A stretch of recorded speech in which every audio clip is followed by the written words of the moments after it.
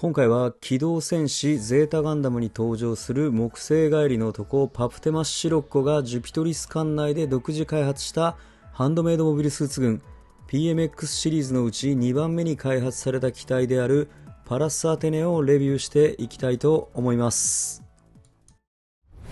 プラシキチャンネルというわけで皆さんこんにちは、どうもプラシキです。本日は HGUC144 分の1パラスアテネを作っていきたいと思います。2006年2月25日発売、販売価格は1980円となっています。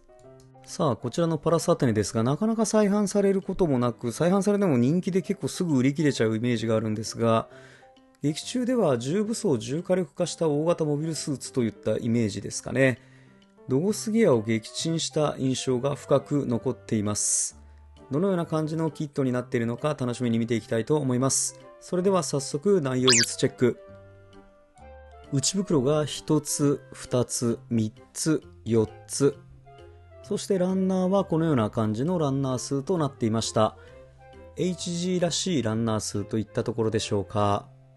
さあ早速ランナー見ていきたいと思います。こちらが A ランナー、カラーランナーとなっています。2006年発売のキットなのでディテールなんかもそこまでものすごい細かいわけではないですね。こちらがマニピュレーター関係のパーツとなっています。今回 ABS の素材は使われていないようです。そしてこちらが大型ミサイルのパーツとなっています。かなりの数が入っていますね。そしてこちらがバックパック関係、このエメラルドグリーンのようなカラーリングが特徴的です。こちらも外装パーツ関係ですね。このカラーリングいいですね。やはり全体的に見てみるとディテールは控えめな印象を受けましたね。このような感じとなっています。そして動力パイプはこのような軟質ゴムのパーツとなっていました。そしてこちらがビームサーベル2本入っています。ポリキャップは PC123 プラス。そしてホイールシールはこのように結構貼る場所多いのかもしれないですね。さあ、それでは説明書を見ていきたいと思います。カラーと白黒の見開きタイプの説明書が付属していました。このような内容となっています。HG なので工程数はそこまで多くはありませんでした。そして裏面にはこのような記載がありますね。カラーリングなどの指示もありました。そして余剰パーツはポリキャップに余剰パーツがあるのみの新規ランナーとなっていました。さあ早速ですが組んだものを見ていきたいと思います。まずは胴体部パーツからこのような胴体部の作りとなっていますね。こんな感じで合わせ目は少し出てしまいますが、これが首の部分、そして腕部の付け根も結構動きますね。そしてこちらがバックパック、特徴的なバックパックをしています。このように合わせ目がこんな感じでモナカ構造のためがっつりと出てしまいます。そしてこのバーニアの部分は色が違いますね。この部分はポリキャップで可動となっていました。この付け根は動かないですね。そして本体胴体部分との接続はこの四角い軸の部分での取り付けという形になっていました。このような特徴的な胴体部分のパーツとなっています。そして頭部パーツはこのような作り。軟質ゴムのこの動力パイプがいい感じになってますね。こんな感じで合わせ目が後頭部に出るような感じの作りとなっています。物合いは動かないようになっていました。そして腕部パーツ、こちら肩穴部分、このように色分けがされていますが、この位置合わせ目がどうしても出てしまう作りとなっていました。ここにも同じく動力パイプが使われていますね。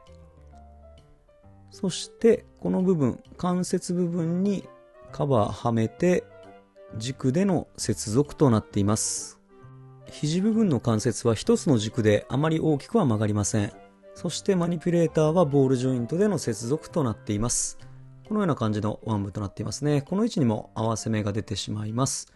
色分けは最低限されているという感じでしょうか。マニピュレーターは左右の握り手が各1個ずつとこのビームサーベル用の握り手が1つ付属していました。そして脚部パーツ、膝部分は軸でのポリキャップ接続となっています。このような感じ。そしてこの足の部分はボールジョイントでの接続、珍しい部分に接続軸がありますね。合わせ目はフロントに少し段落ち系になってるんですが出てしまうような感じとなっていました。太もも部分はこの裏面の部分に合わせ目が出てしまいます。膝はこのような感じで曲がりますね。結構がっつり内部が見えてしまうような感じの作りとなっています。このかかとの位置なんかも動きますね。つま先も動くようになっていました。そしてこの位置にサイドスカートをつけるような感じとなっています。ポリキャップでの接続、可動域も設けられていました。このような感じとなっています。そしてこの特徴的な腰部パーツ、このような作り、こちらにも軟質ゴムのパーツが使われていますね。色分けは最低限といったところでしょうか。そしてこの位置は四角いジョイントとなっていました。そしてこの下部にはアクションベース用のジョイント穴が用意されていました。それでは武装類見ていきたいと思います。まずこちらが2連装ビームガンとなっています。シンプルな作りではあるんですが、結構大型なので迫力がありますね。このような感じで合わせ目も出るようになっています。そしてワンウェイはこのように四角の軸でジョイントとなっていました。こうやって見てみるとワン部とほぼ変わらないデカさが大きいぐらいですね。そしてこちらシールド。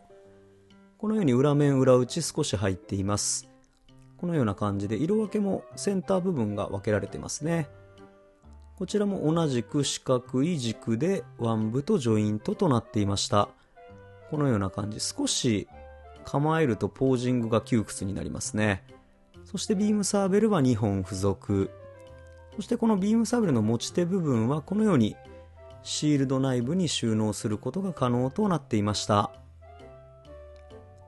続いて大型ミサイル、このような感じの数量となっています。すべてはめ合わせのパーツとなっています。合わせ目も出てしまいますね。このパーツかなり量が多いです。このような感じとなっていました。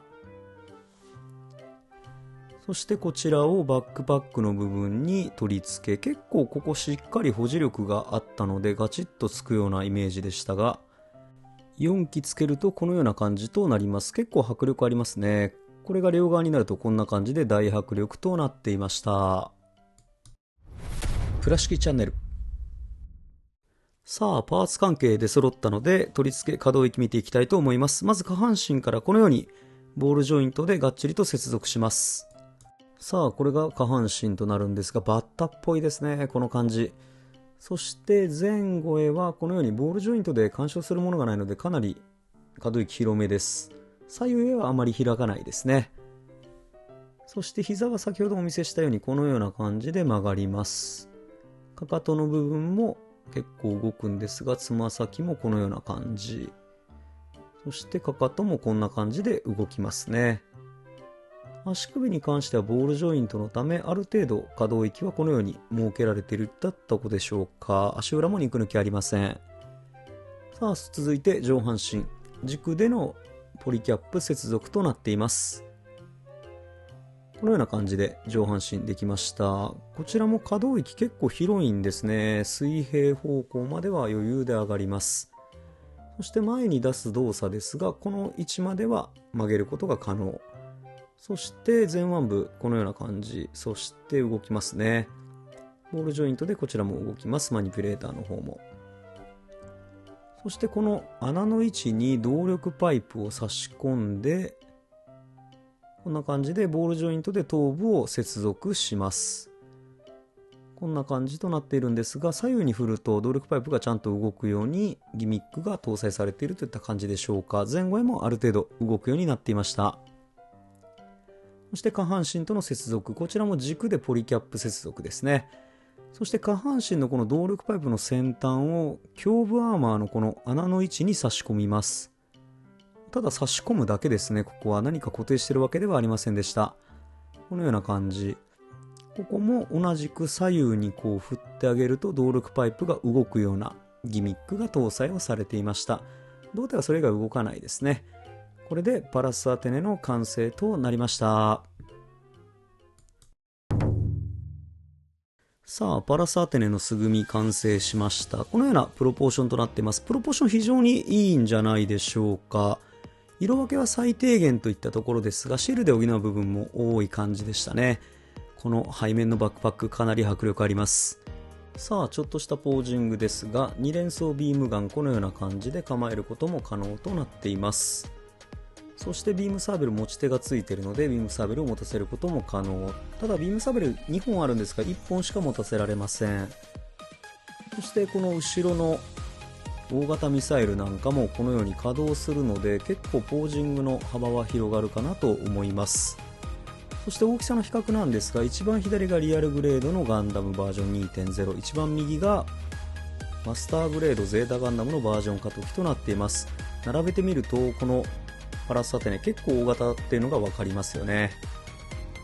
さあパラスアテネの素組み皆さんご覧いただきましたが、どのような印象を持たれたでしょうか。大型のキットでかなりプロポーションのいい機体になってるんじゃないかなと思います。それではエンディング。今回 HGUC144 分の1パラスアテネを素組みした感想ですが、2006年発売と古めのキットでしたが、プロポーションはとても良く、そして大型の機体なので組み立てた際に迫力のあるキットになっていました。古いキットなので色分けは最低限といったところで塗り分けなども結構あります。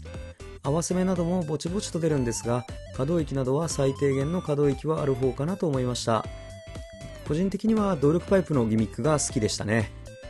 しかしシロッコの開発機体は特徴があって面白いですね。早く今月11月30日でしたかね、発売のボリノークサマンと並べてみたいものです。最近ゼータシリーズ再販結構合ってるんで、このパラスアテネ関係も再販されるといいんですけどね。それでは今回はこの辺で、初めての方もいつも見てくれている方もご視聴ありがとうございました。よかったらグッドボタン、チャンネル登録などしてもらえるととても嬉しいです。それではまた次の動画でお会いしましょう。